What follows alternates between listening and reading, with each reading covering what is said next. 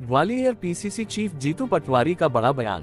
Rewa rape कांड पर बोले पटवारी, बीजेपी की सरकार चल कैसे रही है, देश का पहला उदाहरण है। एक पति को पेड़ पर बांध दिया, उसके समाने उसकी पत्नी का बलात्कार किया, यह मोहन यादव का जंगल राज है। प्रदेशवासियों, उस पर लगाम लगाओ। बेटियों को सम्मान बचाना है तो बीजेपी पर लगाम लगाना है। यह अवसर बुधनी और विजयपुर के मतदाताओं को मिला है। मुख्यमंत्री का गृह विभाग कॉल्पस हो गया है, अब मोहन यादव को एक जंगलराज विभाग बनाना पड़ेगा। विजयपुर उपचुनाव पर बोले जीतू पटवारी, 500% हम जीतेंगे।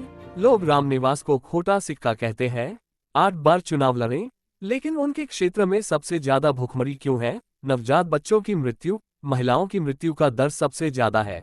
हॉस्पिटल नहीं है, स्कूल कॉलेज नहीं है, रोजगार नहीं है। बीजेपी और रामनिवास मिल गए, इसलिए वहां के अपराधी ये दोनों है। कार्तिकेय के बयान पर बोले जीतू, हर बेटे का आदर्श उसका पिता होता है, लेकिन दिग्विजय सिंह को सीख दे, ये सभ्यता नहीं है।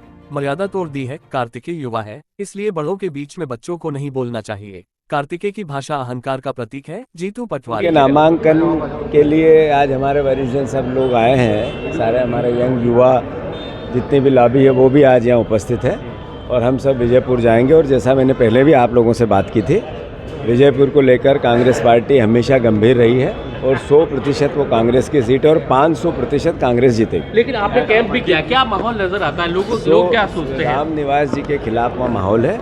लोग कहते हैं खोटा सिक्का है। ये 8 बार चुनाव लड़े, बीजेपी 25 साल से सत्ता में है, 10 साल से देश में है। सबसे गरीब विजयपुर क्यों है? सबसे भूखमरी ज़्यादा वहाँ क्यों है? सबसे ज़्यादा बेटियों की नवजात बच्चों की मृत्यु वहाँ क्यों होती है? माताओं का सबसे ज़्यादा मृत्यु दर वहाँ क्यों है? क्या कारण है कि वहाँ नौकरी नहीं है, हॉस्पिटल नहीं है, स्कूल नहीं है, कॉलेज नहीं है? बीजेपी और रामनिवास जी दोनों मिल गए, यानी दोनों ही अपराधी है इस बात को लेके कि वहाँ विकास नहीं हुआ। तो अपराधी कौन? तो एक है बीजेपी, एक है रामनिवास जी। अपनी दमखम सब अपना अपना दिखाते हैं, पर इस बार दम जनता में है और खम मुकेश मल्होत्रा का बनेगा। एक छोटा सवाल। एक सर, जो है बुधनी में चुनाव प्रचार के दौरान कार्तिकेय जी कह रहे हैं कि दिग्विजय सिंह को राय दी है उन्होंने कि मेरे पिताजी से कुछ सीखें। मैं अनुरोध करता हूँ, हर बेटे को अपने पिता को आदर्श मानना चाहिए।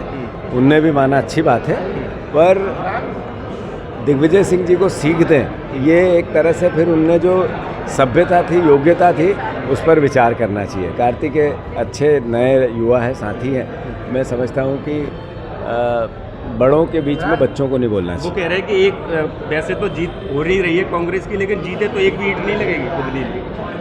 मतलब कांग्रेस का विधायक बनेगा तो एक ईंट नहीं लगेगी। बुधनी वासियों को समझना चाहिए कि वो सीट तो कांग्रेस की है। मुख्यमंत्री जीतते थे, मुख्यमंत्री नहीं है, वापस कांग्रेस को लोग जिता रहे हैं। कल हम गए, भारी तादाद में लोग थे, उत्साह है। तो इस तरह की भाषा अहंकार का परिचायक है और मैं समझता हूँ नए जो युवा साथी हैं हमारे, वो चाहे कांग्रेस में हो चाहे बीजेपी में हो, उनको अहंकार की भाषा नहीं बोलना चाहिए। सवाल ये है कि बीजेपी की सरकार चल कैसे रही है। आज रीवा में एक पति को पेड़ से बांध दिया और पत्नी के साथ बलात्कार किया।